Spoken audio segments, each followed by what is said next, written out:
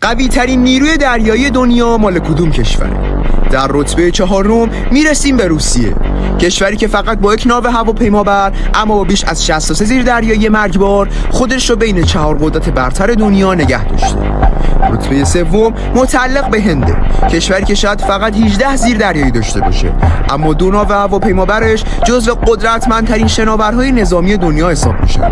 تعدادشون کمه ولی هر کدوم یه هیولای به تمام معناست و همین باعث شده هند بین 3 قدرت بزرگ دریایی قرار بگیره. اما در جایگاه دوم چین رو داره.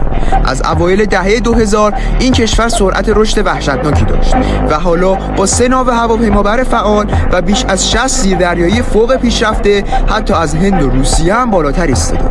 و قبل از اینکه شماره 1 رو معرفی کنم، اگر از این سبک محتوا حال می‌کنی منو دنبال کن تا بهتره کنم. اما حالا رتبه اول، کشوری که با 11 ناو هواپیمابر غول‌پیکر و بیش از 70 زیردریایی قدرتمند پادشاه تمام دریاهاست. جالبش اینه که فقط همین ناوها میتونن در شرایط جنگی هر 30 ثانیه یک جنگنده رو روانه آسمون کنن.